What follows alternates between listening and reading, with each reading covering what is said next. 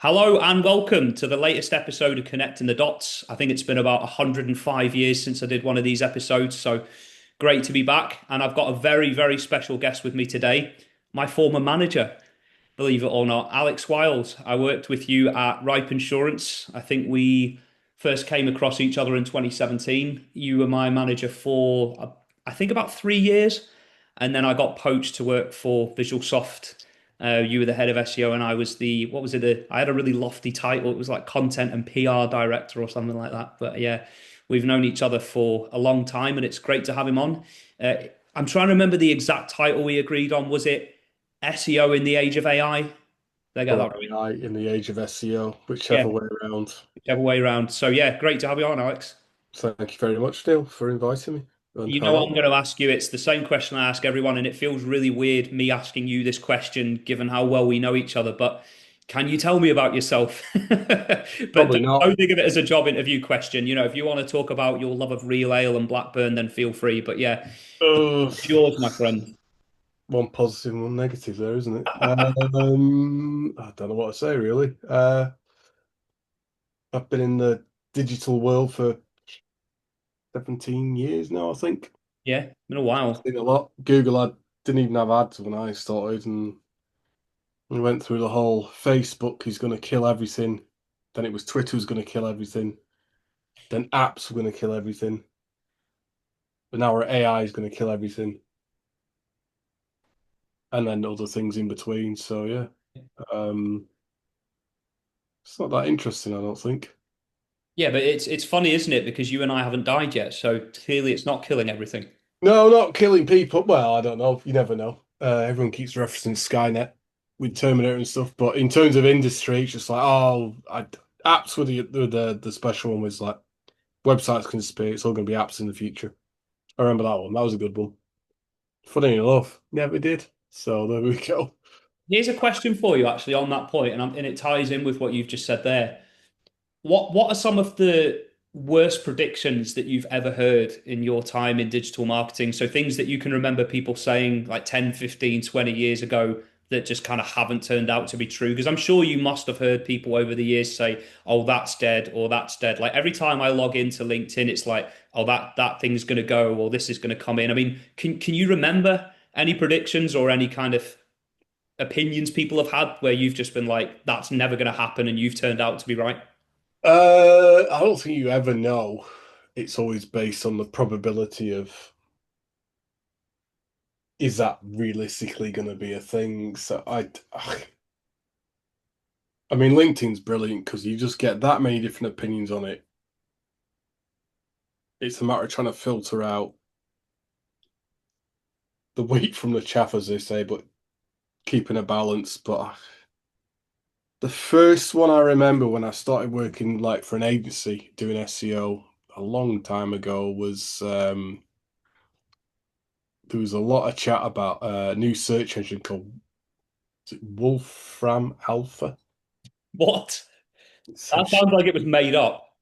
No, Wolfram Alpha, which was it was kind of probably the worst PR. I don't even think they had PR to be fair, but the worst PR launch ever, where everyone thought it was going to be like the next thing to challenge Google. It ended up being this little tiny search engine that could answer mathematical questions and stuff. But the industry just got itself tied in knots about how great this was going to be. And it's oh, could this be a mat? Just get all these people, probably on late night American TV shows, going, well, if this really is the case, we could really look at doing the whole industry completely differently. And it's just like it wasn't. It was just something else happened and it just went away. So that was one of them. Every time Google launches an algorithm update or a change, what was there was a brilliant one when I was at a large worldwide agency in 2010, 11, where it was Google, I think it was a Hummingbird update, which is kind of a change for infrastructure just to make them move a bit faster than what they were. And everyone went on about how that was going to completely change the industry, and it kind of didn't really do anything. I don't actually think anybody noticed for 3 months when it went live. So there's God, there's quite a few. I think even when Google absorbed Reddit's results into its search page, everyone thought, "Oh, that's the way we go. We all go have to create a Reddit account now and just put our answers out and just repeat what our clients say and become a brand overnight." It's like, well, that's not going to work, is it? And fair enough, it didn't. So there's too many to. The thing is, like, it is AI is here to stay. We know that, and it's a big thing, and it isn't like some of the other developments that we've seen over the last few years. But at the same time, you've just listed three or four examples there where people were wrong in what they initially thought would happen. And I think some of the more extreme views that I've read about AI in that, it's going to render all, skills-based jobs like ours redundant, and there's going to be no one in SEO or in content in 5 or 10 years. I mean, that's just another one to add to the list for me. I mean, I remember when we worked together, you and I, we used to have conversations about the helpful content updates, and you were like the calming influence, really, because I would come to you going, oh my God, what if this happens, and what if that happens, and what if the company's traffic tanks, and what if our rankings go down the pan? And you're like, listen, you're doing the fundamentals right. As long as you're doing the fundamentals right and you're consistent with it, you needn't worry about a Google update. And you were right, because I mean, I read now about how to write for LLMs, for example, and the advice they give you is exactly what we were doing 8 years ago. Like I literally, it's the know same thing. Like have a best off listicle. Talk about the products and how they help people. Use bulleted lists, and it's like, hold on, were people not doing this? Like, I don't really understand what it is. they're telling us here. Like, You're absolutely right. It is quite funny because it's almost as if you're whatever people are coming up with now is the same as what they were coming up with about 12 years ago. yeah, But it's just kind of like what you really need to do when you're writing your page for SEO and AI is you've got to like explain who you are and what you're selling, but put it in a structure that things can read. yeah. And you feel like reaching through the screen, slapping people and just say, just stop talking. I mean, Well, one thing I do want to ask before we go on to the main subject, the elephant in the room, which is AI, is actually just about the development of SEO through the years. Because obviously, you've worked in SEO for, did you say 17 years at the start of the podcast? Was it 17? let's go with that because if I say any longer, people won't believe I'm 21 anymore. So, Yeah. But a while, let's say a while. yes. And you've obviously seen a lot of change in that time. For all that we talk about doing the fundamentals right, a lot of the so-called fundamentals that we see today feel like they've only come in the last 10 years or so. I noticed a big shift in the industry around 2015, 16. If you go back to when you started and compare it to today, what are the biggest differences in your mind, like the whole attitude to SEO and what good SEO looks like? If you compare it to when you started to where it is today, what do you think are like the biggest differences? That's not on our list of questions I've got. Right. Putting you on the spot there, but Certainly are. When I kind of started out, SEO for me was because I was in-house at the time. I was working yeah, for yeah, a price energy, comparison company who were up there with the other big price comparison company. yeah, Um, and it was very much, I'd say, fumbling around in the dark, trying to get bits and pieces of what someone said there, and you read something or hear something about how to do stuff, and then what the agency said, and you're trying to learn it. But at that time, a lot of it was you would really, really get away from a, say SEO from a website point of view, which was actually wasn't so much Google. Google didn't have a massive share at that point in time, but it was you could fill the meta keywords thing. yeah, yeah, yeah. You could fill it with 50 or 60, and you could spam the meta description, and you could just repeat. Like there was at one point there was a client we had where it was like they sold flowers, which you're gonna get in a minute, but it was just like flowers, cheap flowers, flowers delivery online, flowers.co.uk. It's just like how many times you want to mention flowers? Doesn't matter, number one. Um, so there's a lot of things where if you just kind of really repeated things over and over again, that's the way you became a authority or Yeah, yeah, it was yeah. a signal to search engines. And then from that, it kind of shifted towards, all right, well, link building, in inverted commas, is quite a key thing. So stick the word buy flowers, flowers on like cross. Link building was a little bit different back then to what it is now. Well, yes and no. Back then, it was just like you pretty much contacted any site that would accept money for a link. Yeah. And it'd be a little anchor text links were down the left-hand nav, or maybe you'd write an article, you probably wouldn't.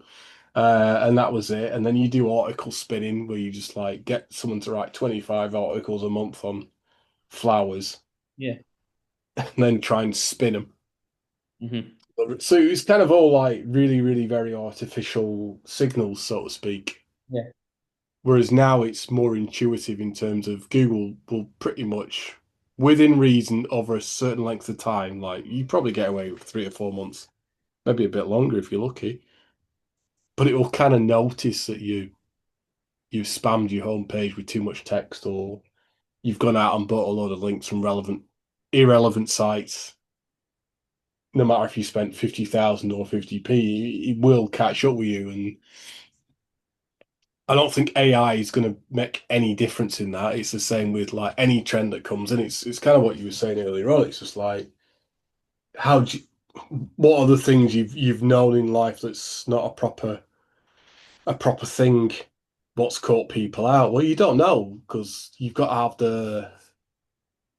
the legacy of context and bit of hindsight. You don't know these things until you actually look back. And SEO is all about, I think, sometimes having a bigger timeline than like PPC, but oh God, there's a hell of a lot of stuff you used to be able to get away with, and now it's just It feels a bit like kind of, fashion mistakes you don't realize until years later when you look back and you go, "Oh wow, that was a really terrible piece of kit I used to wear."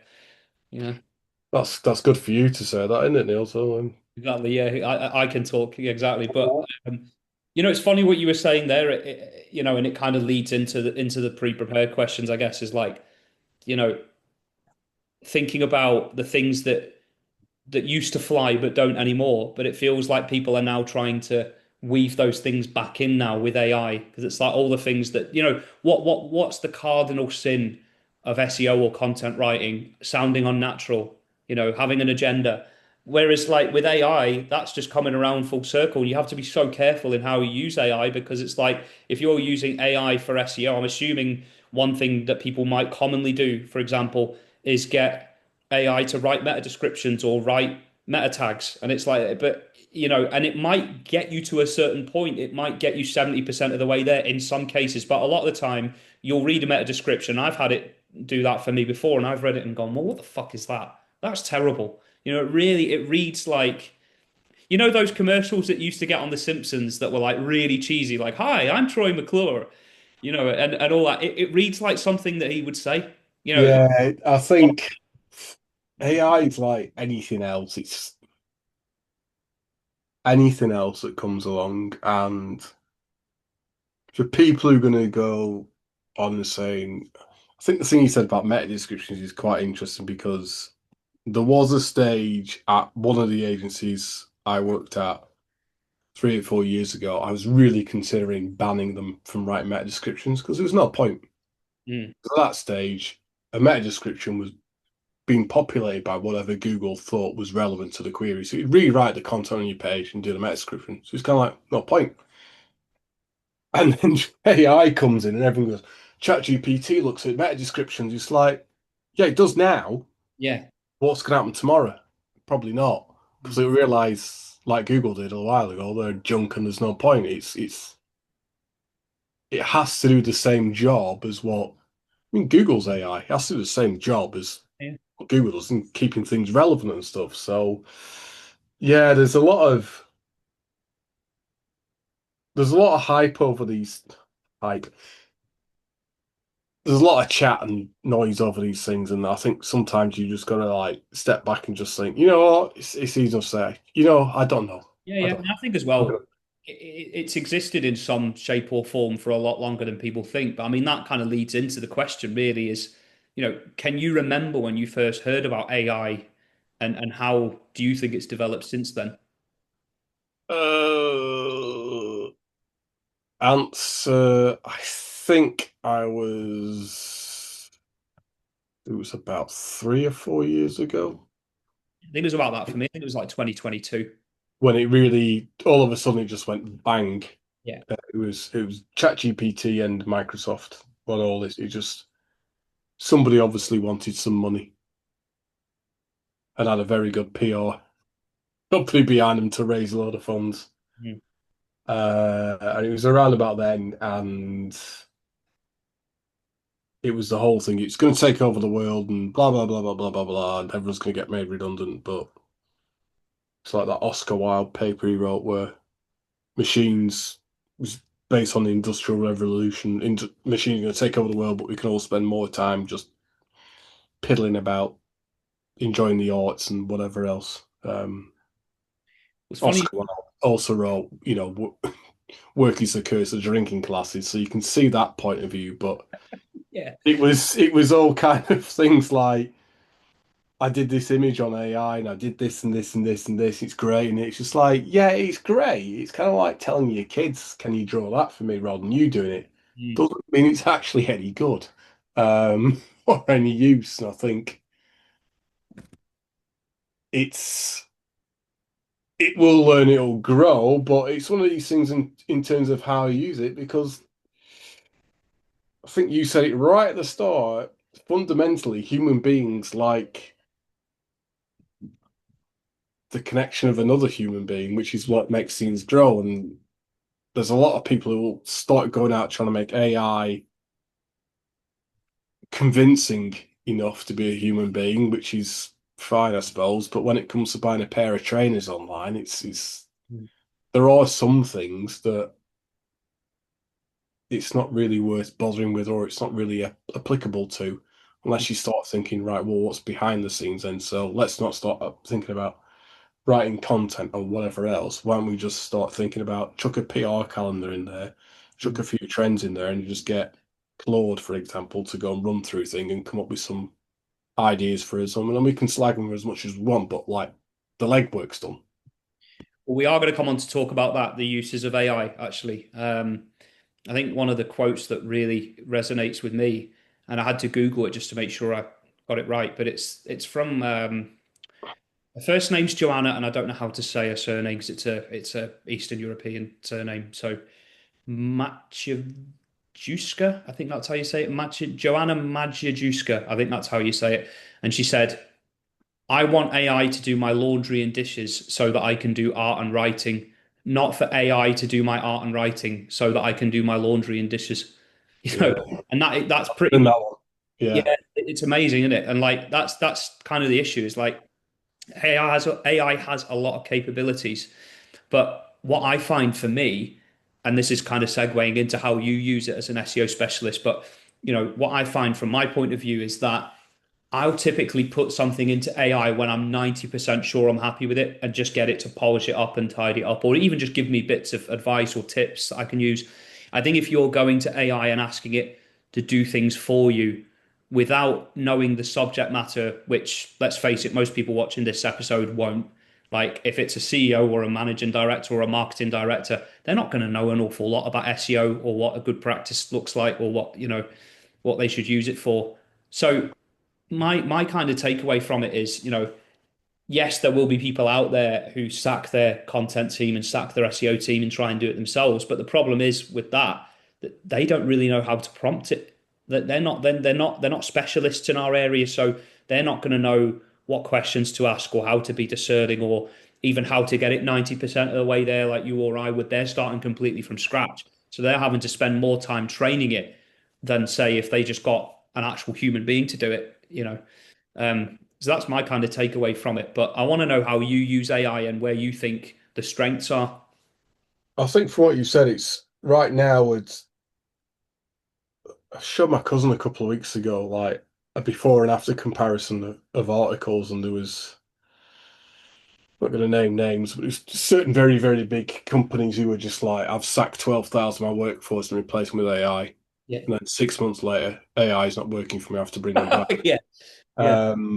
So apart from the whole, cost and resource on HR, etc., etc., at the moment, and I don't think it's going to change too much in a couple of years, is it's kind of AI is the equivalent of the little quite funky remote control car. You can drive down the street, they'll do backflips. Still not a car though, is it? And there's a big fundamental difference in that. And it's like anything SEO. As soon as anyone SEO smells a shortcut to something, they're on it. But this is the thing: how And do you work out which shortcuts are worth taking? I mean, because you'll know yourself which shortcuts are worth taking and which aren't. I mean, I have no problem, and Google said it. Not that you believe everything Google says, but in terms of AI writing your page content, etc. But people just blindly stick it up there and don't check it. Right. And it's kind of fine, but then you've got to evaluate it, which you do about your content you write. Is it any good? Do I need to tweak it? Do I need to move stuff around? Do I need to rewrite it? Is it time for a refresh? Which that big mental loop of time AI doesn't have. That's the first thing. And I think also secondly is the way you write. I mean, I do bits. I'm not a writer, but I do the way I write first is I'll chuck it into AI first, and then I'll just rip it apart and do it again. So I've got the framework that I know, and then I will probably use. But the thing is though, if you're doing it that way, that's not inherently bad because then you will know what to pick apart, what to change. Someone Yeah. who hasn't done what you and I have done for as long as we have, they're not going to know what to look for. No, and this is a danger because not thing is when everyone talks about AI, they always kind of assume that it's not Google and Google is AI. It's like it's still 90 odd percent, so don't ignore the 90 odd percent. But if you're just blindly following that 8, 9% of what it is, you need to do your job and look around what's happening. I mean, for me, as soon as AI came in, I thought, brilliant, I don't need to hire anyone. Because all I do is I get AI, sorry, to do the things that I mentally struggle with or can't be bothered doing, which is right. So the one I had today was I've got this website. It's roughly 500 pages of indexable content, pages that are returning the right response code. I need you to put this in an order structure wise so I can look through and work out what the spine of the site actually looks like, what comes off it, and whether I need to start moving around with changing folder structure or whatever else. So I need to look at the architecture basically and how that works because I know the content's crap, but I need to know how things fit together first. And it was a case of just trying to put the kids in the car this morning, Mm. and I had it on my mobile, and I was just like, between being shouted at and sorting kids out, I was just tapping it out, and like by the time I got back from the kids and everything else, half an hour later, it was all ready for me, and I could start like piecing it together myself to say, right, well, it's clear there's an additional folder structure in here that we don't need. It's too much information to start padding. It was padding out. We didn't want to pad out things. It was for a charity. So I think AI that way is very good because then you go in and just say, right, well, here's 16 months worth of Search Console data. Here's equivalent of 16 months worth of Google Analytics data. So tell you what, now that's what the site looks like. What's the best bits? What's the worst bits? Yeah. And depending on your internet provider, for those people in London, it'll probably done really quickly. For everybody else up north, Yeah. 3 days later, it spits it out, and you've got quite a clear list of something that even last couple of agencies you build into a roadmap to say like benchmarking where you are, what needs to be done, how can you make what you've got work harder or smarter than before you start doing massive changes is you look at 2 or 3 months in. Whereas now, realistically, I can boil that down pretty quick. Mhm.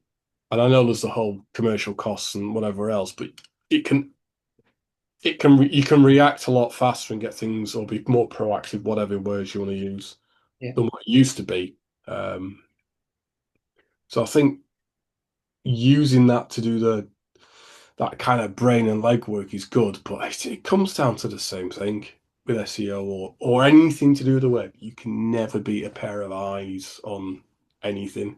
Mm. You just got to know how to use it and utilize it is the thing.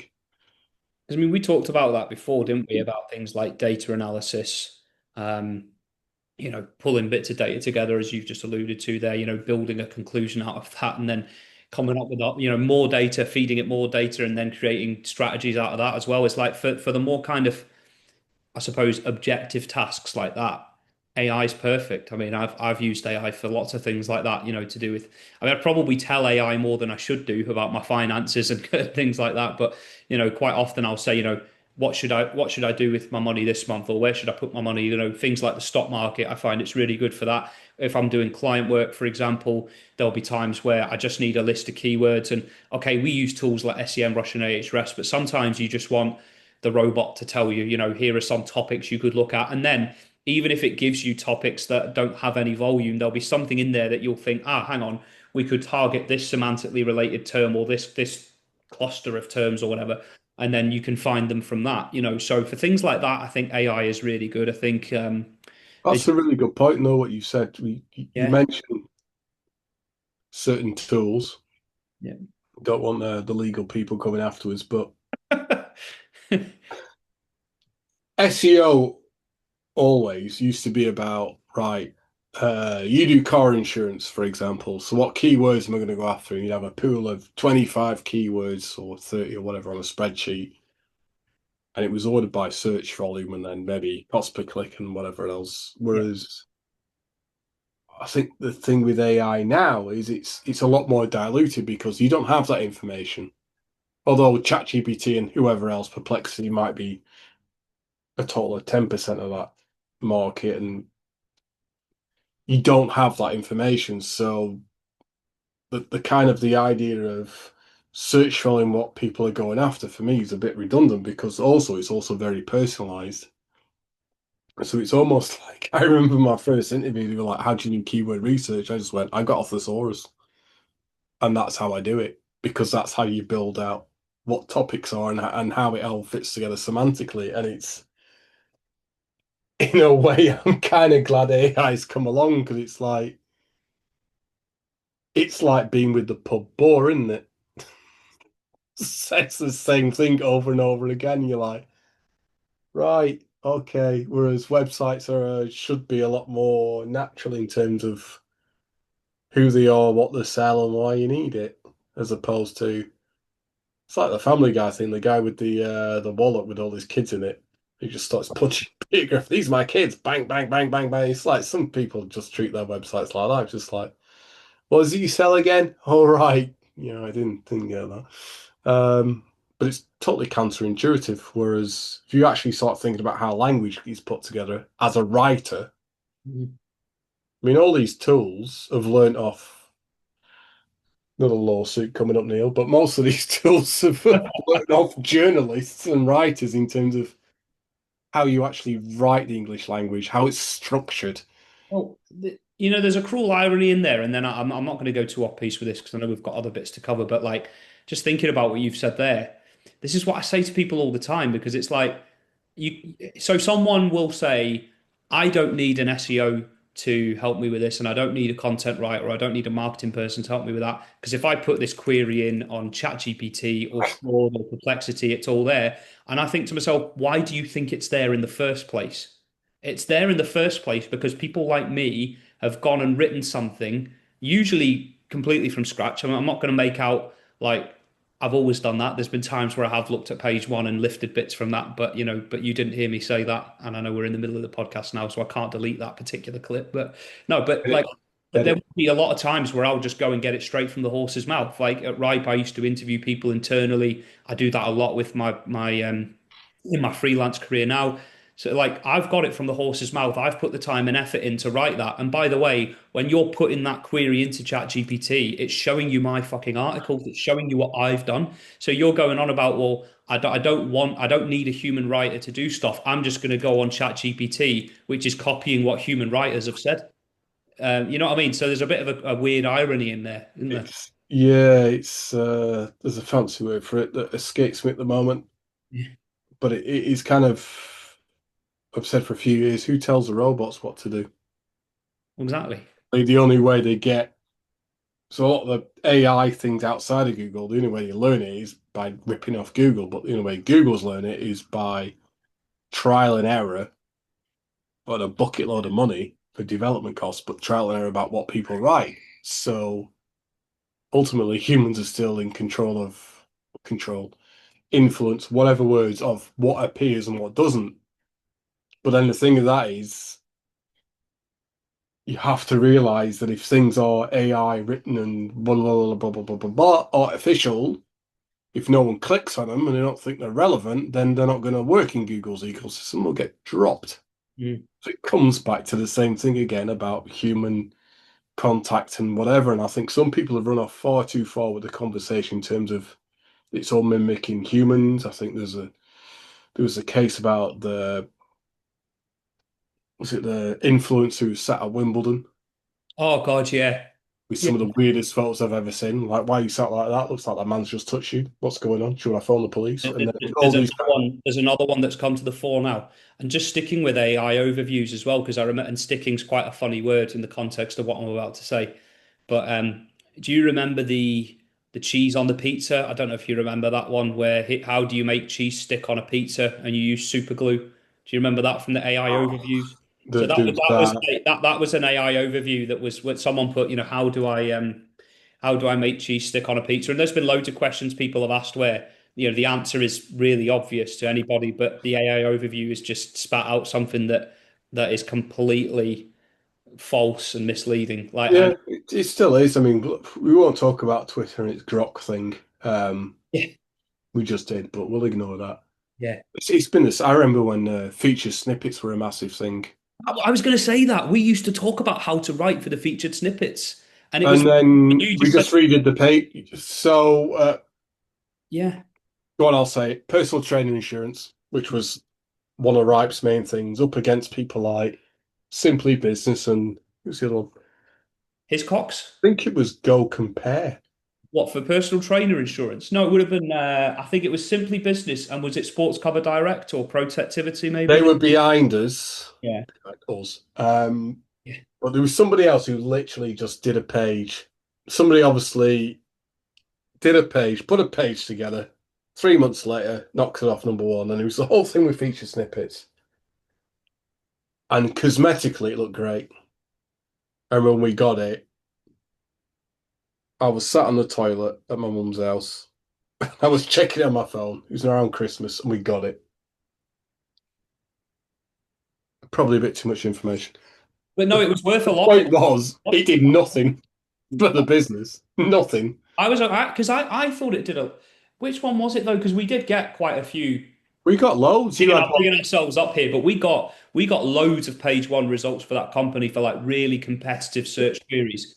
But so because I had in my head that the personal trainer insurance page used to pull in quite a lot, but because I didn't write that page, that was someone else. But are you saying that it didn't actually, even though we had that snippet? We got the snippet, but in terms of there was the whole thing at the time, and it was irrelevant. It was as irrelevant then as it is now. About I'm page one or position one for blah blah blah blah blah, and it was between us. So Ripe Insurance, insure for sport, whatever. Yeah. Sports Cover Direct, and there was another big insurance company all fighting it out. And then for lost number one, it was like, oh my God, the MD's going to kick off and cry in the meeting and make us all feel like shit and whatever else. And even when we were number one and or got the feature snippet, it was completely irrelevant because it didn't drive any more traffic Mm. or any more relevant visits that we're going to convert. And I think this whole thing with the AI overviews is everyone's going, oh, it's going to kill everything. And it's just like, well, Google's always said it's a question and answer machine. From a very, very geeky perspective, he wants to be like the Starship Enterprise dashboard, which is a bit of a mistake because you'd really go for the Star Wars one in the Millennium Falcon. Anyway, not a geek because I didn't say I was start, but Very it's niche reference there. very, very. I'll drop a few more. But a lot of it is, I think a lot of this whole AI thing is driven by people on a night out. Okay, interesting. What do you mean by that? Well, you just generally going, I used some really good Adidas trainers, or what's cattle Peru, or it was that guy that went missing in Liverpool 2 decades ago. Can't remember his name, might have begun with a G. It's that kind of like informational queries that you kind of like, well, a boss, a big CEO would say, we've lost loads of traffic. It's like, well, was it any good anyway? Yeah. You're not just giving people the equivalent of your People worry about Morrison's things like take away your Morrison's counter where you give free cheese away.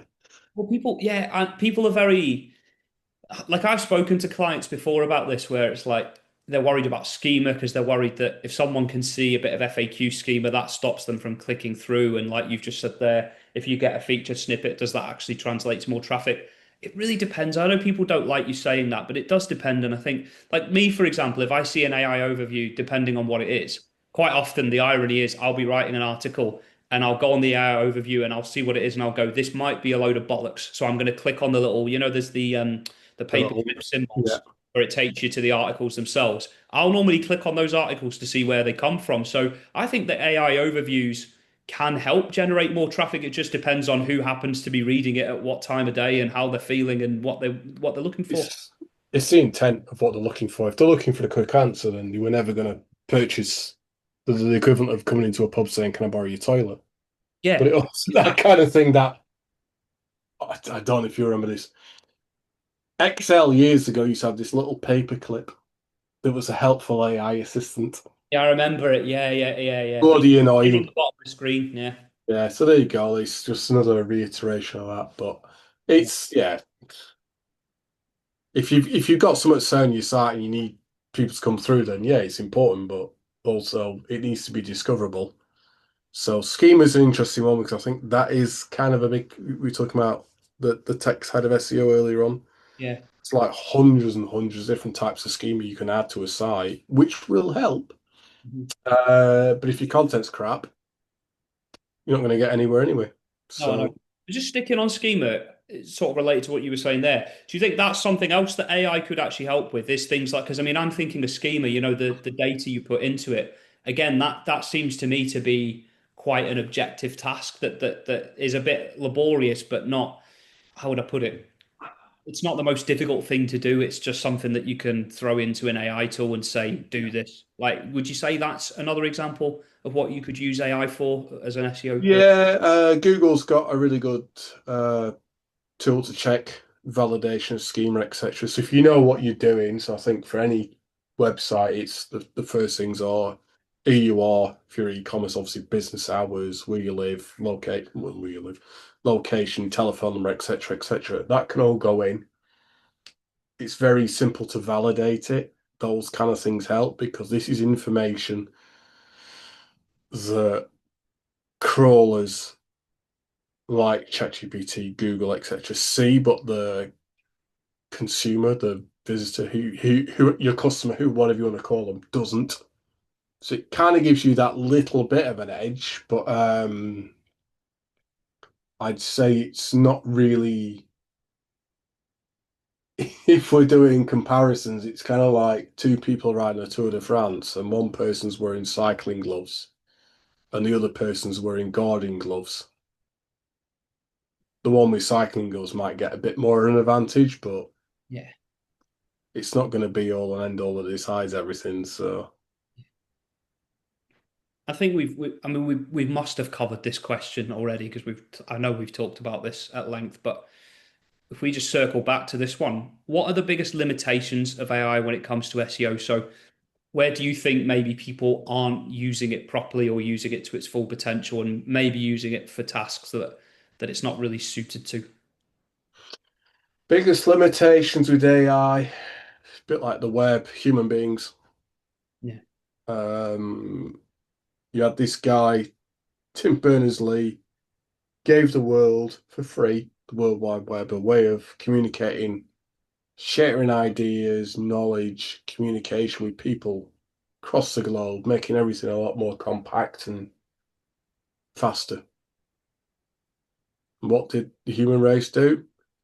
90% of it was porn, the other 9% was cat videos. Yeah. So the same thing with AI. I think we said, you know, ironically, Donald Trump's declared peace in the Middle East, but he started off doing a video about how Gars would look as really nice as a golf club kind of Remember that? holiday resort. It's always a danger of what technology brings. It's whose hands it goes into. I think that the biggest plus points of things that have helped me is using AI to with guidance.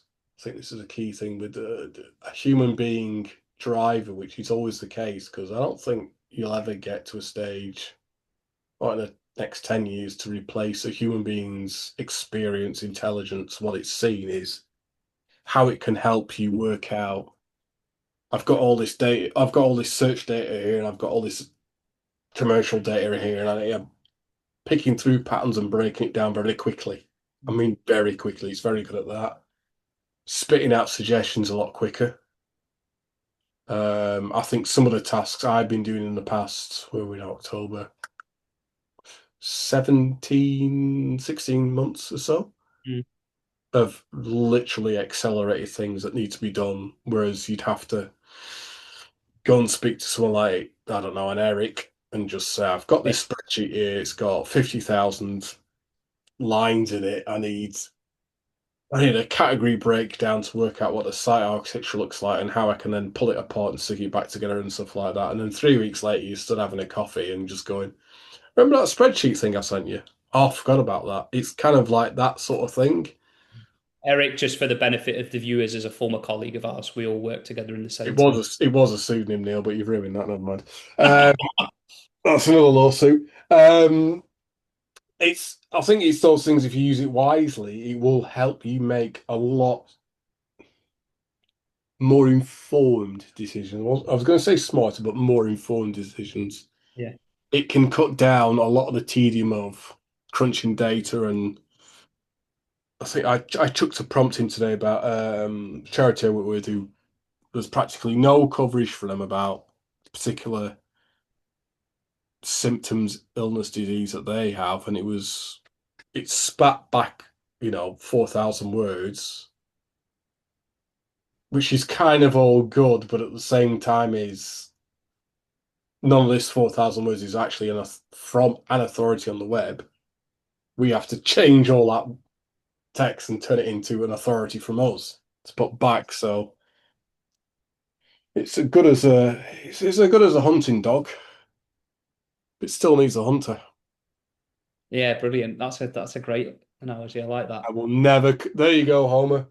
The smartest thing you ever said. Oh, And yeah, no one saw it. Only me and you. And my mum. My mum will watch this in full. She always does. But that's yeah, three people. three. That's enough for me. Yeah. Well, you count yourself. Yeah. Yeah, I'll get my mom to watch it. So three and a half.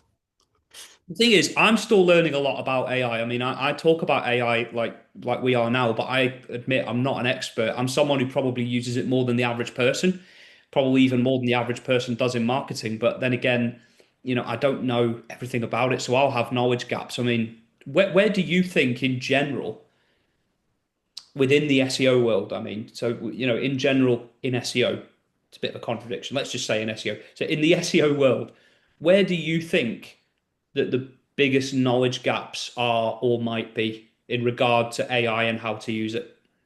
I'd love to say that, Neil, but I need to go for the week. Okay, in that case, we'll pause the recording and we'll come right back. We are back. Alex has been for his wee, and I think he feels a lot more relieved now. But yeah, anyway, TMI. So yeah, Alex, knowledge gaps in SEO. That was the question. Where do you think the biggest knowledge gaps are in the SEO world? And I know you don't know thousands of people in SEO, but if you had to kind of predict or hunch at what it might be, what would you say? Uh, Easy questions, aren't they, Neil? Yeah. I think a lot of it reminds me of the very late 90s, early. Did we ever decide on the name of the start of the decade? Can't remember. Noughties. 40s, yeah, yeah. Did we? Was that really a good pick of a name? Anyway, Not really. um, it's a lot of Wild West and experimenting and things at work, etc., etc. I think I think there's a couple of things here, and I think they may be tying to the same thing. It's if I was coming out of university looking for my first job or trying to get into SEO, how would I go about it when you just see loads of recruiters who have no idea what they're talking about in the first place? Loads of people on LinkedIn going about, hey, I can do this, this, this, this, and this. It's right. How am I going to find my little niche with it? I think the knowledge gaps for SEO are you can still learn the basic best practice of how to construct a website that's crawlable, indexable, discoverable, engageable. Obviously, for the engagement bits, you need content, someone who can write properly, not just my mum wrote this, she thinks it's great, blah blah blah. Um, that'll always be the case. I started off with a guy called Aaron Wall, who I don't think he does much anymore. Hopefully he's retired, getting sunburnt somewhere and nice and chilled. But he had SEO book. That's how I learned, and that was before AI even came in. I think AI now, you don't necessarily need 20 people or 20 execs to do grunt work. What you should be doing with those 20 I execs like grunt work. Yeah, that's to move them up a little bit further and let them use their brains to basically say is right, the fundamentals of this is I've gone picked a website, got a new client coming, he's got 2,000 pages, sells socks. 2,000. Well, I Love was it. going to say hills, but no one sells hills. Sell socks. So the first thing is you've got to go through the website. So it's, the tools you've got. It would normally be a question. I've done a screaming frog crawl. I found this, this, and this. But the ability with AI gives you that extra pair of eyes on it as an overview to say, actually, what I found with your crawl of 2000, I found 50 URLs that have been created that don't fit within the folder structure of X, Y, and Z. So these are your redirection you do. It's like, right, found that, tick that off, 5 seconds. Whereas sometimes you'd only get to that at 3 months down the line or whatever. So Yeah.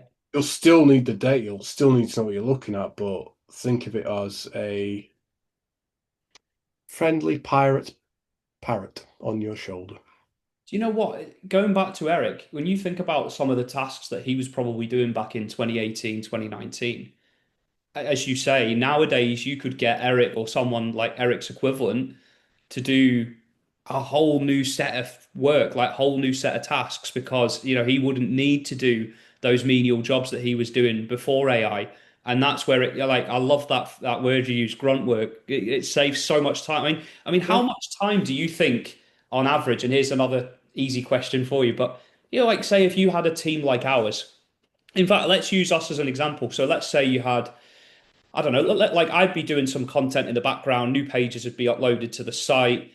You and Eric would be working on the site architecture. I mean, how much time do you think that a team of our size today, if we were in the office, could save every week from having these AI tools? Because I mean, I'm thinking it might even amount to hours every week, to say, okay, I want you to do this specific job. Like when you talk there about Screaming Frog, or you do like, what would be another good example? Maybe, and forgive me, obviously, SEO is not really my area, but with things like the SEM rush audits, when you used to do them and you used to identify, well, this is missing that property and this is missing that. I mean, AI really, when you think about it, if you prompt it in the right way, can save you probably hours of time. Would that be fair to say? I think the key to that is the word you said, if you prompt it in the right way. The amount of times I've been sent SEM rush audits, shall we call them SRP audits to save another lawsuit, whereby some clever person has sent you a 26-page PDF SEM rush report saying, oh, you got critical errors because you got 4,000 duplicate page titles and the world's going to end in disaster. And that's their tech audit. I just, I think it, looking back over time, you could say the same thing about having a computer versus a typewriter. I think with people like execs, I wouldn't necessarily. I don't think I'd ever want to get involved or interfere with the writing process of people, and I still don't. If they're writers and I need to know a bit about SEO, I'm like, you don't actually. I just want you to write, providing you're not an idiot and you can write properly, like proper grammar, punctuation, etc. Oxford commas, I don't care what you say, they're not a thing, right? Not a thing. So stop it. You won't get away with that in coding. Some people watching may disagree with you, but we'll I don't care. They can email you. They're not a thing. You won't get rid of it. It's like putting two commands together. It's just like, that's not a thing. So stop it. Just learn. It's because it's Oxford. I'm not interested. Um, but I think for like when you've got a team of like like an SEO manager, I mean, for us, potentially would be a little bit quicker in terms of when we used to go through the content schedule every month, what to write, what the subject matter was. You could probably sketch it out a little bit more. Oh, you could. I mean, Maybe, I even. In fact, that's a good point. Me and you do it. We could probably save easily an hour a week on that, on a yeah, content plan, a content schedule, content strategy. Yeah, that's a great point, actually. even some ideas, no matter how bad the audit comes back to you, at least you know, oh, that's a bad idea. But I tell you what, But there's this. It's like I said earlier on. Exactly. yeah, Yeah. Yeah. yeah. In terms of your kind of your day-to-day people, I mean, for me, I'd be moving up, looking up a level of what do I want to see a site doing and how am I going to justify an argument in terms of if I move that page, it's going to make that bit of difference. And I can do that because I've graphed that and that and that together and whatever. And presentations and strategy would, do you know what? I think pretty much for how many, let's say 45 weeks out the year, is that? Or is it 47 weeks out Working the year? week. 47. Yeah. Yeah. I'd be sat there just picking my toenails watching the cricket. But Uh, hours a week. If you think even a couple of you hours, can, it's 100 a year. If you think 47, a couple of hours a but week. the thing is, it's value you're adding to this, not just. No, you're right. Yeah. Oh, Yeah. I've stopped. I've written all these meta descriptions and whatever. Somebody we work with who's like going about meta description all the time, and it's just like you have to learn to know where to focus your energy and your knowledge Mm. on something that's actually going to make a difference, and that's not it. Whereas our imaginary example person called Eric, I would not necessarily get him. His job would actually start becoming a lot more interesting to be like a lot more strategic, and it would almost be like he'd have a second pair of hands doing things. And I tell And you where it would help someone like me is like, and I don't know if I want to give this as advice because I think this could be quite dangerous, but if I had a question about something to do with technical SEO, or if I needed to make a judgment call on something, like I think, let's say again, this is a really broad example, but let's say you've got a main navigation and I've written like, I don't know, 30 pages, and I need to think, where should they go? Should they be a subcategory page or should they be a category page in their own right?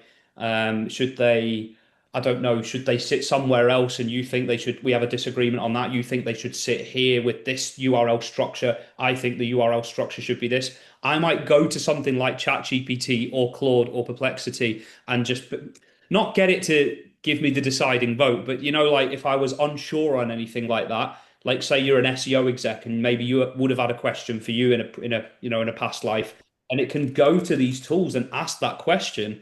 It probably saves a lot of time in that regard. Where I think that's dangerous is when people aren't very experienced or they just naturally make the wrong judgment call, like we all do at times, but they take what AI spits out at them as gospel, and then you go to them, why have you done it this way? Oh, I did it this way because that's what the AI tool told me to do. I could I see the think opportunities and the threats there, really. I think there's the same danger with taking the first thing you read on Google for stuff like that. That is again, it's like when Google first appeared, it's a lack of critical thinking by people. It's just people just accepting the first answer that's given to them. So I'm not saying AI is a gimmick, but people going, I just Googled it on ChatGPT or whatever the case is. Googled it on Bing. That's Um, just because you get an answer in front of you doesn't mean it's the right one, and that's kind of the whole thing with like universities and students using AI to write papers and thesauruses, mm. thesis, and etc. was, this is what happened when Google first started because people just copy and paste bits together, and that's kind of where we're at, and it's that critical thinking that you need to have, and that's what will separate good SEOs versus the bad ones. But I think it's a very good way of pulling information and combining, retrieving information and combining the critical judgments to make life a little bit easier for entry level people, whereby you're not necessarily a seasoned campaigner, but you've still got a bit of nous in your head that you can work it out. what I was going to say. So if you have knowledge to a point, so for example, I'll tell you one thing that I remember you saying to me, and this was great advice because I didn't know this at the time. Is you basically said to me, if you're writing a blog post or a product page and you're going to link internally, do not link back to the homepage from that article. You never want to link up. You always want to link across or down. Take people further down the funnel, so to speak. No matter where they are.Hether it's top of the funnel, bottom of the funnel, you always want to feel like, or sorry, you want to make them feel like they have a logical next step. So, you're not going to write an abstract blog article about something. Because if you remember at Ripe Insurance, we used to write blog content about, they were lifestyle pieces essentially, right? So it wasn't always just about the insurance, it was all sorts of things. But then you wouldn't logically in the middle of the piece or even at the end of the piece go to our homepage to find out about us as a company because they're like, well, I've just met you, so to speak. I've just come onto your website. That was a great piece of advice.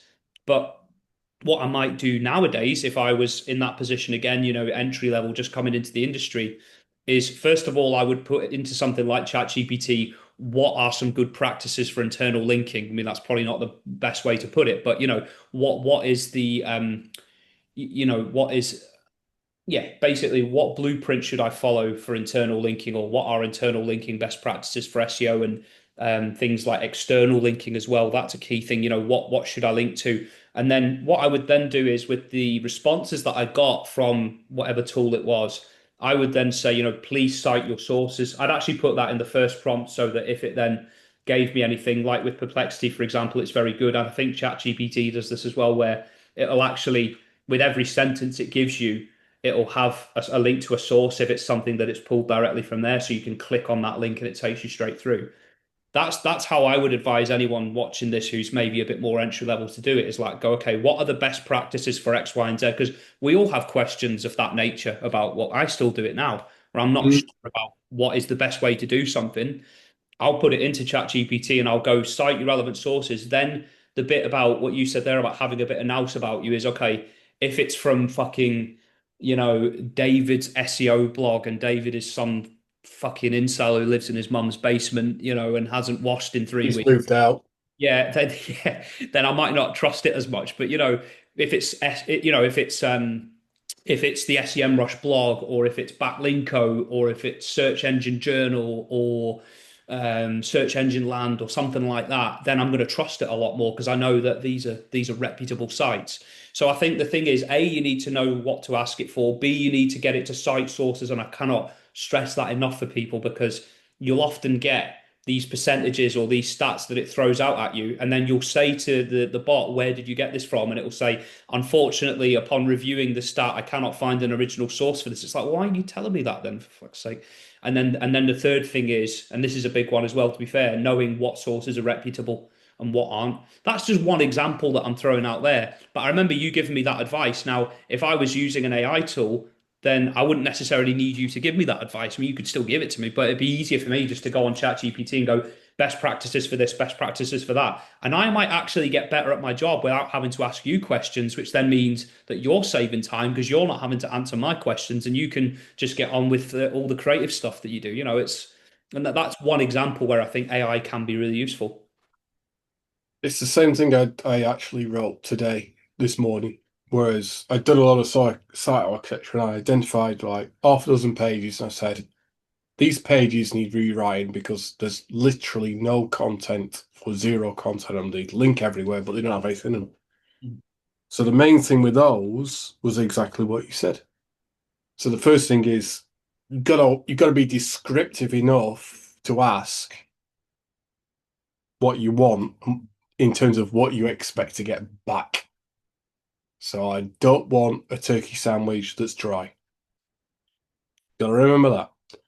Then the things I put into it was can you make sure when you come back with your first or second response to me to review, it's got the SEO elements in it. So page titles, structure, so proper header, header one, header two, parent categories, child categories, three, four, whatever we want to do. And it was kind of like the internal linking I didn't do because the rest of the pages aren't done yet. So, but that was, I knew that was there. And the last thing I said was, because it's medical, I need you to cite your sources, but they have to be checked, reputable sources. So I don't want a link going to the, not going to mention them. Let's say the Daily Mirror instead, or whatever. I mean, Yeah, I'm glad you didn't. yeah, Yeah. I'm not going to mention them. But it's the whole thing for that medical thing is you actually there's no harm linking out to other sites. Mm. Um, I think it was a whole scaremongering thing for the SEOs like don't link to other sites because it means you don't know what you're talking about. It's just like there's I, no one person on the fucking planet who knows exactly what they're talking about. and by the way, with that, I would say that you get a select few sites like the BBC, although funnily enough, we actually got coverage in the BBC. I can't remember if it was linked coverage or not. I don't think it was, but the BBC will almost never link to anything external unless it's like a university or something like that or a charity. Yeah, But if unless you're the BBC or fucking the it day, don't matter though. It really doesn't matter. You don't have to get an exact. The whole day of, I think we said right at the start, the whole day of get your car insurance from this online person because they're really great and trustworthy and quite cheap and just fantastic. Yay. yeah, Thanks. Doesn't matter. You get mentioned, then great. yeah. It puts a lot of pressure on people who are link builders or whatever. Well, that was one of the things we were going to cover is how AI is impacting that. How Um, building and off-page SEO in particular. yeah, off page is a tricky one. It's probably evolved a lot faster than everything else. I mean, the algorithms evolve to weight themselves more towards things that can't be as gained as much as other things. And the thing you can gain quickly is link building, but it's still relevant. And the key to that is its relevancy. So I guess in a few short words, sentences, maybe a paragraph, you still need to do it. I think at some point down the line, it's whether you go down the route of. So two really good examples I still cite to this day was the first one you did, and I'm amazed nobody else has done this before, but it was about how much women earn in professional sport versus men. Yeah, I remember that. Did a survey which came back with some horrendous answers, Yeah, which we shan't repeat. yeah. But I tell you what, Gary from Bolton, you're a disgrace. And I bet you change your attitude now. But the thing is, that was written up, and at least once or twice a year, I think the peak was always Wimbledon. People would Google how much do the Wimbledon women's players get paid. Yeah. We'd always be top with a feature snippet and whatever. That's a separate conversation. But that was a really good piece of research and writing and making the best out of a crap because maybe we should just specify sometimes on surveys. Don't interview bigots. No, but don't forget. No, but that was a good thing though because we got those It was. controversial responses, and that's how we were able to get so much coverage for it. Yeah, but then on the flip side of that was we have to go the extra mile and stuff. And I still quote it, but you know what? I really like what we did with the Insure for Music maps Oh yeah, that was it. That was my still my favorite project to this day that I've worked on. because it was all about small music venues. It was one or two steps before or ahead, whichever way you look at it, in terms of getting musical instrument insurance. We're not working for RIPE anymore. I just want to caveat that. it got loads of coverage, and it was something we actually went out with rather than people came in to us with. Yeah. We had the enemy, we had BBC Six Music, we had whatever else, and then the following years, what you're gonna do now is just like, well, just repeat it and then just do it for the ones that have come. We actually got more in the second year than we did in the first year. So for the benefit of the viewers who don't know about this campaign, we basically put together this interactive map of the UK's small music venues. There'd been an awful lot in the news about small venue closures and people like the MP John Speller taking the bill to Parliament, and people like Paul McCartney and Billy Bragg were lending their support to this initiative. So I went and interviewed John Speller and a load of music venue owners across the country and repurposed it as a regional piece as well. So we had the overall kind of, so we got in Gigwise, NME, Radio 6 Music, as you've said there. But then we also managed to get a shitload of regional coverage, and quite a lot of that regional coverage came with follow links, which, I think we actually to this day still have that follow link from NME. For anyone watching for an SEO, or anyone in our industry, that's a big deal. I mean, NME's DA I think was around 85 out of 100, and we got a follow link from that. And that was massive because, you know, there's this perception around link building and around PR that it's fluffy, it's not needed, you're putting a lot of money in, you're not getting much back. What do you actually gain from this? Well, we did see around that time, October, November 2018, that the number of links and the coverage was actually correlating with greater search engine visibility and subsequent sales. More so in the first year than the second, although we got more links in the second year. I think the first year we got the kind of the top tier links, if you want to call it that. Second year was still very good, but a lot of regionals in there. But I remember, and correct me if I'm wrong here, but the first year that we did that, we started seeing on GA quite a big uptick in things like band insurance, just general music insurance. I think orchestra insurance was one which was quite strange. I don't know if that was correlated at all, but the point being, it did have that bottom line benefit. It wasn't just like, oh yeah, we got all these links that don't really matter. We actually did see quite a correlation between the backlinks that we were getting and then the impact on the wider SEO, if you want to call it that. Yeah, somebody else who came in the year after would probably just mopped it all up, just saying, "Yeah, I'm great, me. I've just been here 2 weeks and look at me." Yeah. So they're Yeah. like wines. They as long as they stay, they age well and it all adds. But I think it's not really AI these days, but you have to think about. I think I have a slide that basically says whatever you're trying to do today for AI, forget about it. You got to do tomorrow. Yeah. It still works. AI works off the basic principles of how Google worked it. What year are we in? 15 years ago, in terms of those quality backlinks around, and Google still does. It still does. That's why it still happens. But I think that's another area where AI can be useful when you get it to I've help remembered do. I've remembered what I was going to ask you now. It was bugging me for ages. I was thinking, what was I going to ask? And it had gone out of my head. But that's such a great example what you've used there. And to be fair, you can apply that to the music venues example as well. If you think back then, like, what was it like women's salary in sports or what? I can't remember what we ranked for. There were quite a few keywords that we got onto page one for. It was like attitudes to women in sport, or how much did It was the whole thing. It was tennis prize players, prize people. money as well, wasn't it? It was women's prize money compared to men's. We ranked for that. But imagine that on a grander scale with AI now. I know it might not be like for like, but you'll still get a load of people searching for that stuff on ChatGPT, on Claude, on Perplexity, all these different tools. You're absolutely right. And the thought of like, I might do it after this actually. I might see, I might say to ChatGPT, have you got, what are the attitudes towards women in sport in the UK? Please cite relevant sources and see if we still come up. Because we might not, but the point being is if you and A I were while working, ago. So yeah, but if you and I were working on that campaign today and it went out maybe like, I don't know, a few weeks ago, we probably would have quite a big chance of being up there. possibly, but I think it comes down to the same thing with the whole conversation about AI is that particular or those particular instances are they're just questions that need an answer more or less straight away. It's like a pub quiz. Yeah.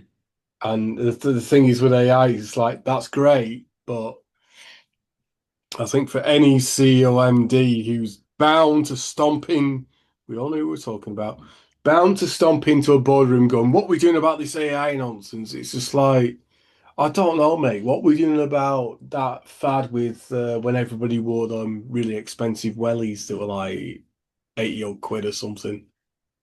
Did you not buy yourself a pair? I got two. Yeah. An LGBT pair, which I've still got, and I got another pair and A non-binary pair. a non-binary pair. I can't work out which foot goes in which though. Hey. But it's one of these people get a bee in the bonnet about something that's new and shiny and whatever. It's just like, Yeah, well, yeah, my traffic's drops, great. Has your conversion dropped? Has your revenue dropped? No. Well, shut up then. yeah.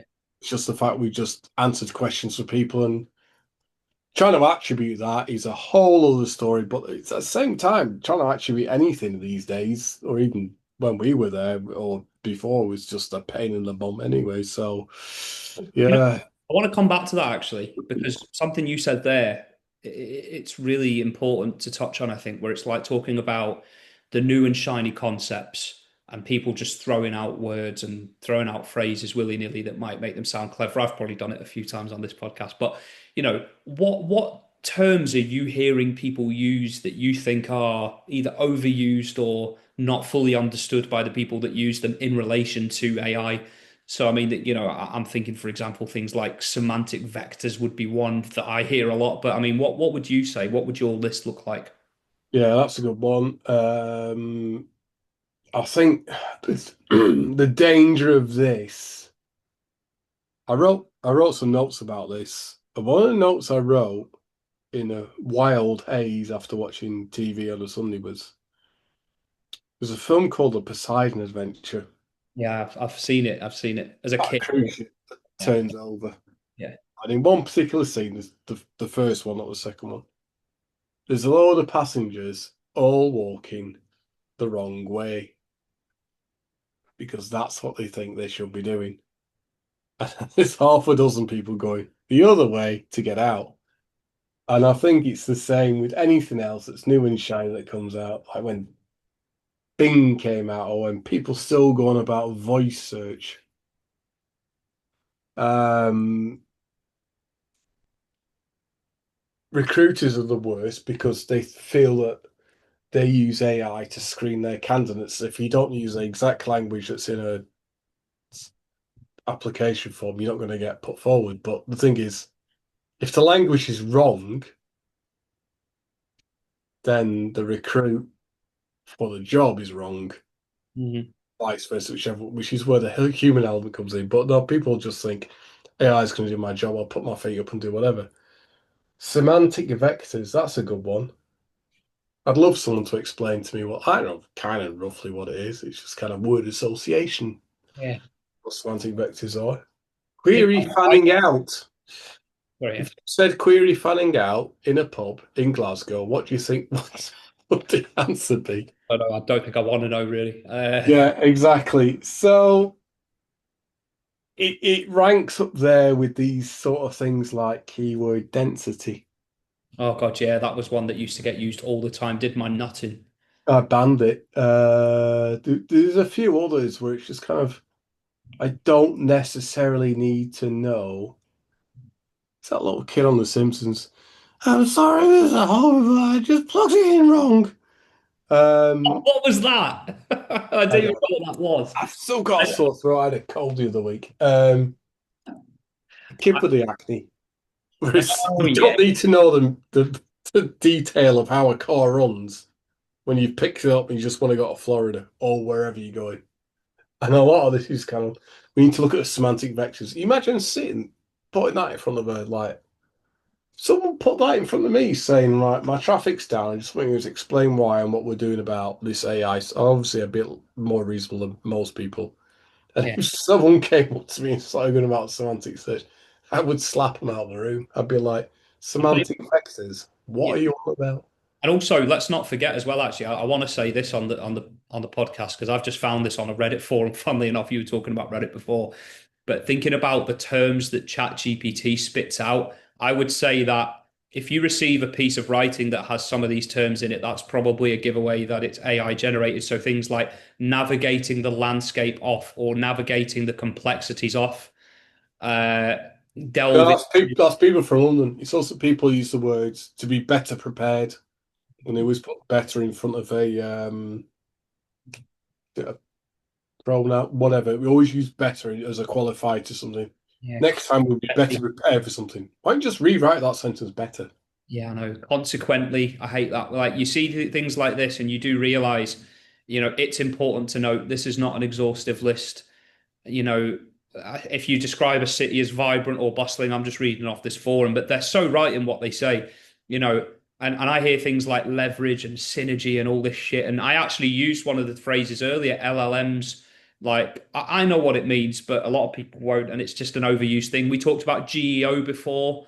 I know that's a term that you don't particularly like. Well, LLMs is a way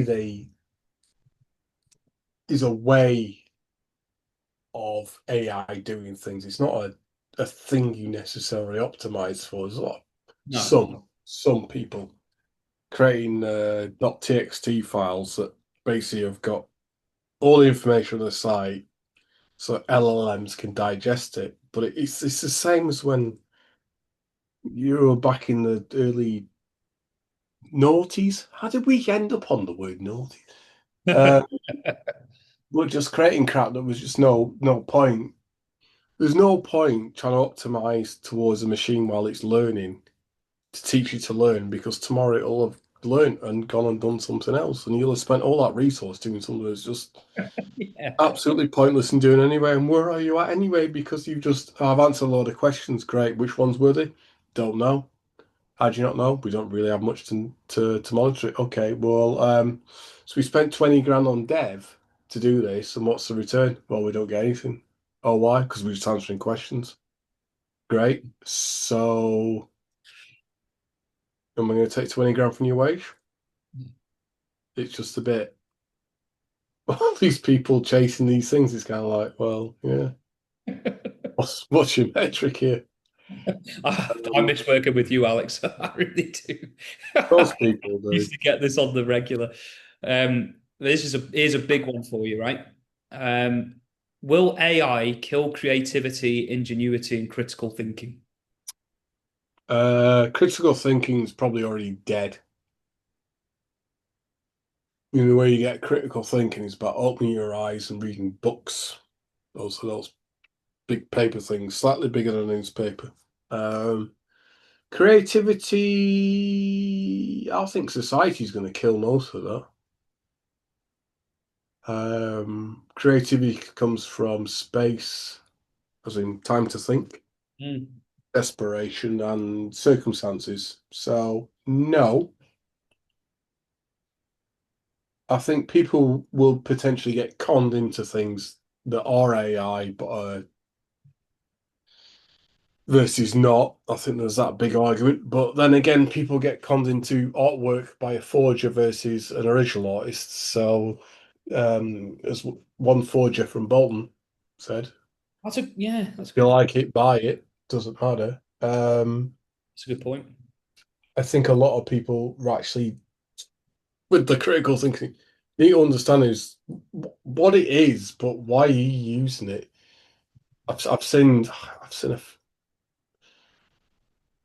I'm very disciplined on certain social media platforms. I'm not on a lot in terms of people saying if you're not using AI or you don't put it in your job description or just say you're 15 years qualified as a head of SEO, then it doesn't really answer a lot. It's just like how are you using AI? It's just like, well, surely on a CV it's enough to say I use AI and that's it. But I think it comes back to do the grunt work for us and help. It's like the Industrial Revolution that do the weaving for us, and then we'll actually create something big, woolly, knitty that Harry Styles can wear that matches his big, fluffy hair, or Like his big fluffy hair.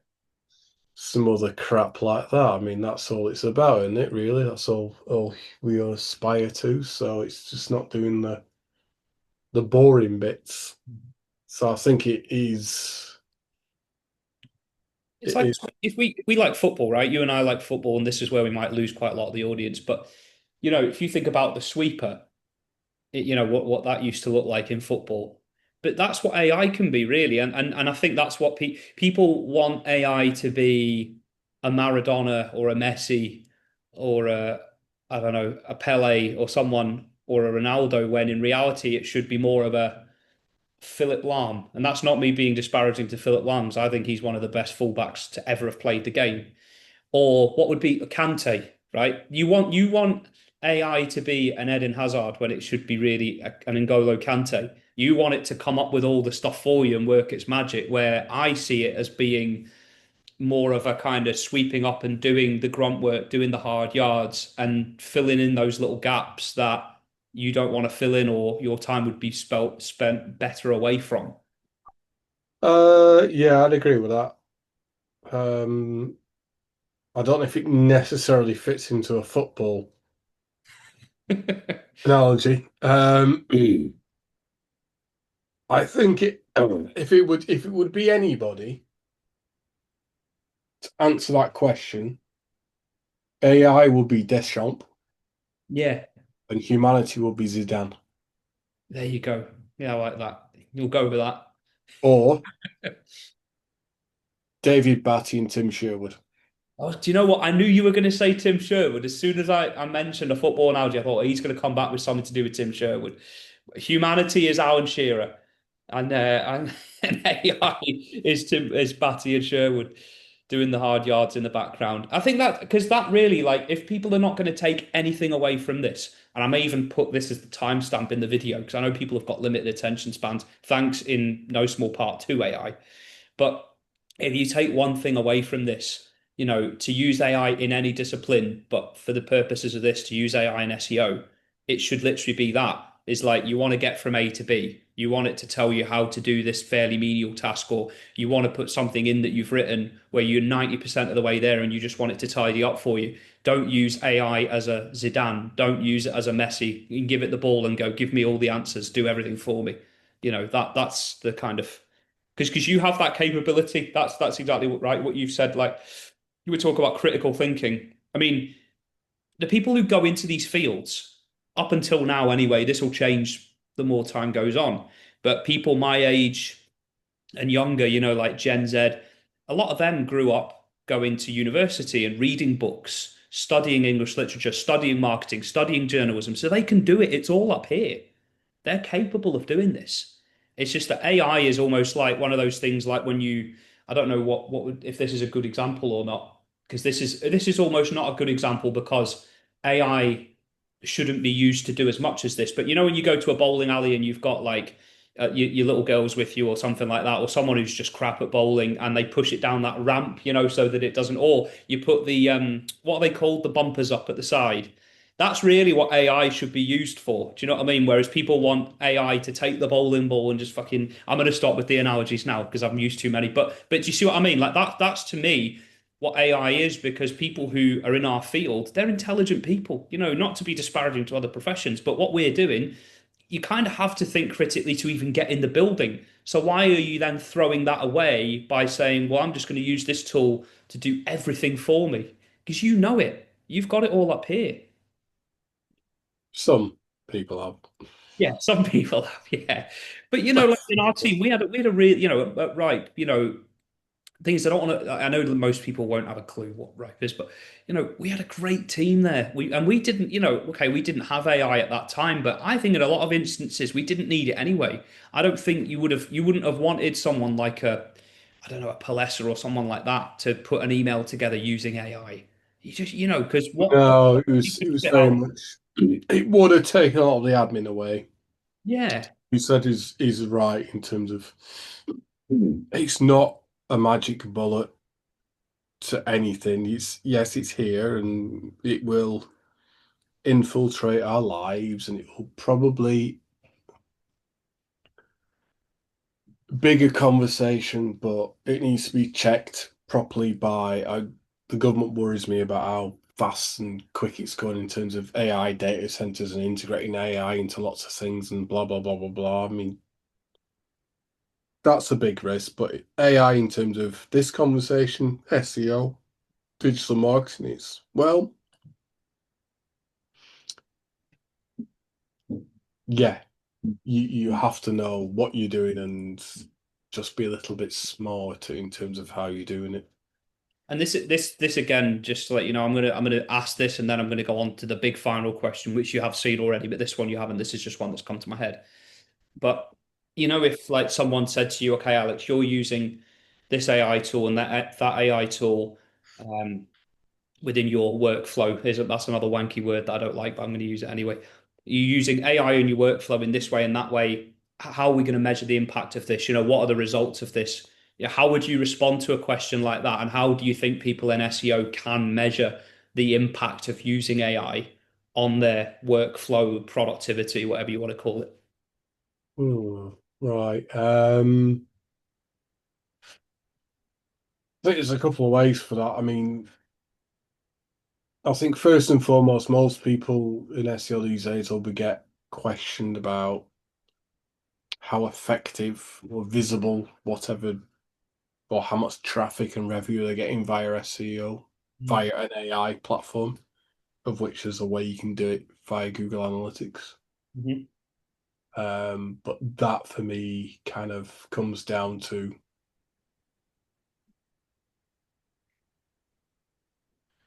Mhm. how well optimized your pages are in terms of it comes back like feature snippets or AI overviews and those sorts of skins. So that thing can be set up, but as a kind of a workflow. So that is kind of measurable in terms of if that goes up. The caveat with that is whether or not I don't know how you would measure it, but whether the audience is actually there. So there's the whole optimizing for AI, but it always someone says to me the other month. It's like, how am I going to optimize for AI? And like my mind went back about 15 years when a client asked us, how do we optimize for Bing? And he was just like, Bing. Oh my God. Yeah, that is going back. we just do what Google says and just carry on. It's just like that's kind of the status quo at the moment. So there is that in terms of older criteria of how to be visible, etc. But the key point is, well, look at your analytics and what's delivering. In terms of workflows, I mean, geez, how are you gonna it's like saying to an accountant, you can chuck your books in the bin now. We've got spreadsheets. Yeah. So how are you going to show me how more profitable you are? Well, the thing is with AI, I would certainly suggest that I think like we said, it's you still have a meeting every week Mm. for an hour or 40 minutes, but the grunt work would be done. I think it Likewise, would be quicker. It'd just be done. I mean, I think projects would be delivered faster as a yeah, result of this. they would outside. Yeah. But it's how it's more of a soft KPI rather than a hard KPI. Mm. You just say to, well, they're a lot more. You tell someone like our boss or the boss, it's like we're a lot more efficient because we've used AI to do this, so we can get through and do this input. Yeah. In reality, it could be the same thing as we are around for 50 minutes, come up with a really good idea, and you're done. It doesn't really make a lot of difference. So that way, a lot of it's kind of not very tangible. Um, I suppose for a lot of people, web-wise, it is if AI is a thing in terms of driving traffic around to your site, you've got to first look at where you are and then grow it. And I say true kernel of that truth is analytics. But yeah, the other things, I suppose it's the same way. It's like why do I need another SEO exec? Well, because I can do this, and this. It doesn't get measured. It's these things, isn't it? It's just like, how do you tangibly measure these things realistically? But it's the same as, It might be. I mean, you know what? One of the kind of accidental benefits might be is actually, and I know this is not something you really want to say to a head of SEO, but I actually think in a way these people at exec level or even middle management level can upskill themselves using AI. Okay, so there's a lot that you can do to upskill your team, but you only have so Mm. many hours in the day because you have to actually do the grunt work of it yourself. Is like, the benefit then is people can almost use AI to do a little bit of, do you know, like how when we were at university, we used to have study weeks or, you'd have like revision time or extracurricular stuff that you'd do. That's a little bit kind of like what AI is. It's almost like a form of training, I think, for people where they can learn about, as I said before, best practices, what to do, what not to do, how to move this project forward, you know, make a quick judgment call on X and Y. Like I think in a way, although it's perceived as an evil in society, and you and I have slated it a little bit on this podcast, which we're right to do because you have to be aware of its limitations. But that's potentially one big upside of it is you can say if an MD or CEO comes to you, you can go, well, I know that this person has been doing, X and Y using AI, and they've become a lot more skilled in this area. And that is, the thing is, you can't really put a value on that to a business, but you can say, well, it Uh, saved me hours having to train them every month. So you can look at it that way. you still have to check it, and it always. I don't want to slate AI too much. It's very. It's not even in infancy. It's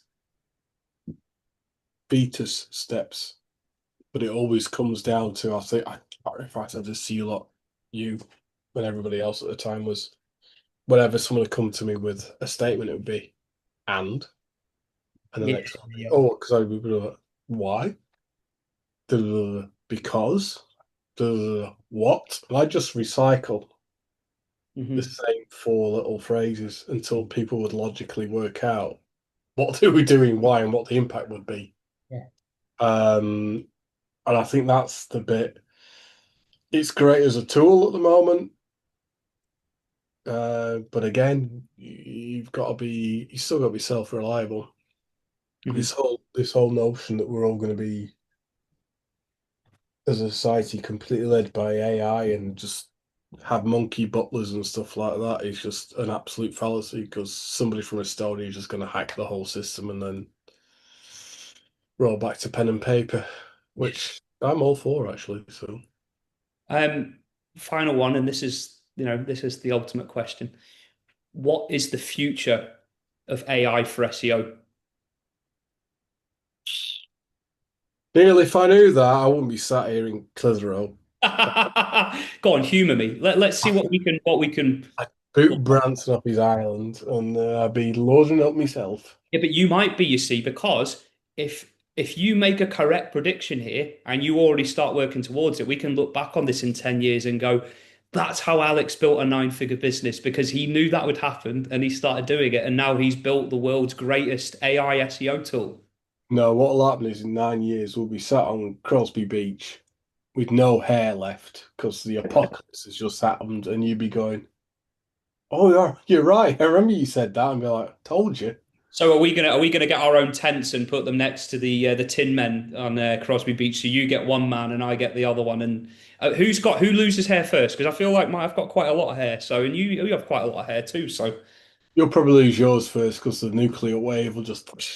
yeah.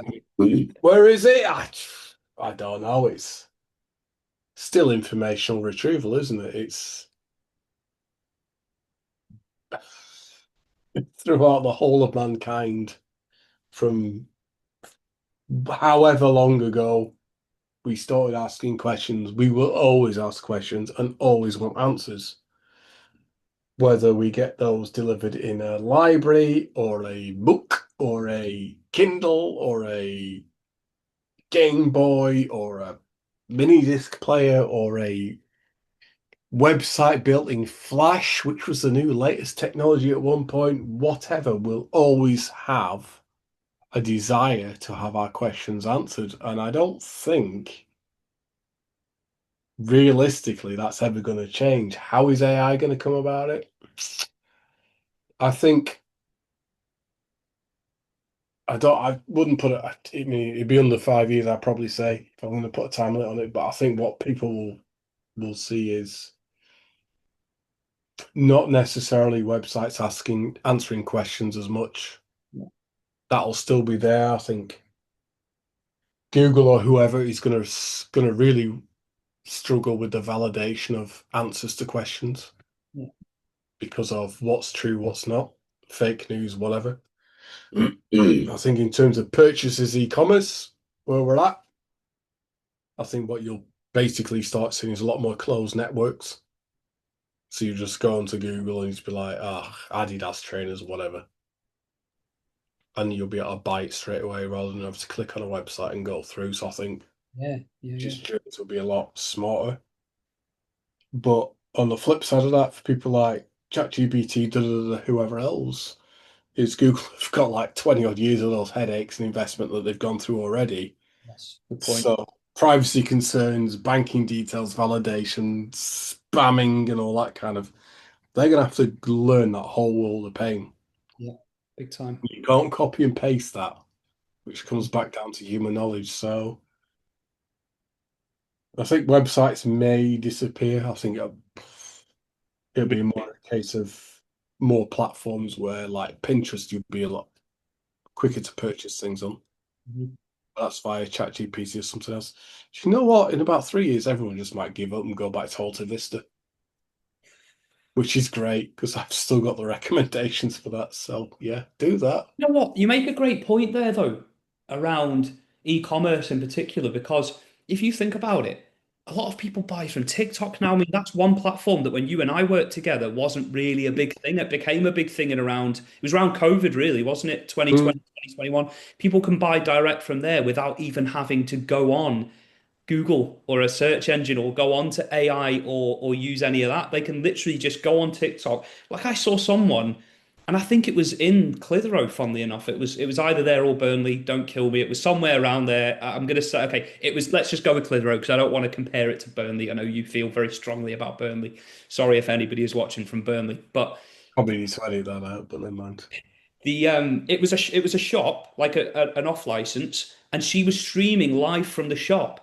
And like they were putting all these deals up, and you could buy with the touch of a button on TikTok. I know I sound like a dinosaur saying this, and it's been around for a while, but even that's one example, isn't it? And like you're saying there, maybe that goes to a whole new world with AI where on an AI platform, you can buy clothes or you can do all this directly from there and you can complete the purchase without going to a third party site. I mean, the thought of that is just scary because then you think, well, so again, you made a great point about this earlier, and I'm going to come back to that. Is like, how do you think MDs and CEOs will respond to that? Because on one hand, they could say our traffic's dropped, our rankings have dropped, etc. But then you can look at it and go, yeah, but are you still making as much money? Well, you're actually making more because now people are able to the whole purchasing process is so much easier. People can do it direct from these platforms, and that might actually be the best outcome all round, really, because I know they're going to say, well, oh yeah, but all these other metrics. It's like, well, so what? I mean, you and I say this all the time. It's like, yes, I can write a good piece of content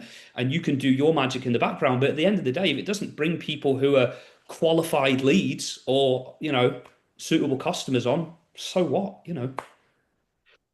Could be the case that these whole, I mean, let's be honest, the biggest ones, ChatGPT, Yeah. when we talk about some people talk about AI or G or whatever, it could be the case that a lot of this is, oh, let's come on. Yeah. It's just a fad. And Mhm. it all stays in Google because the amount of money and lobbying power, etc., Google's got is, it's going to be a difficult dial to shift. 7 or 8 months, people might decide that moon boots are no longer a thing, Yeah. which they never were. They were for like 2 weeks, but like they weren't. So Yeah. I think on that note, I think we've come to the end. Honestly, Alex, it's been a pleasure, and you've given me so like the thing is, like, hopefully the people watching will feel the same as me because I feel like you've given me so many. I'm going to use another wanky word here, sorry, but actionable steps. You've given me a lot of food for thought there about what I can do going forward, how I can integrate this into my workflow. So, it's been an absolute pleasure. I've really enjoyed, chewing the fat with you, and hopefully, as I said, the people watching this will take a lot from it. And who knows, you might even get a phone call about your services. So don't be so pessimistic. In fact, on that point, before we go, where can people reach you if they want to find out more or just want to chat to you about your services or anything that we've talked about on this podcast? they cast me via you, I think, Yeah. or via Alex Whyles, Whyles on LinkedIn. I don't Yeah, have a website because I easy. can't be bothered. Yeah. Connect with Alex on LinkedIn.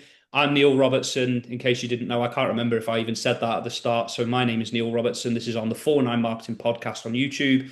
Reach out to me if you want to speak out to Alex or connect with him on LinkedIn, and we'll get that conversation facilitated. And yeah, thanks again, Alex, and up the Blackburn Rovers. Blackburn.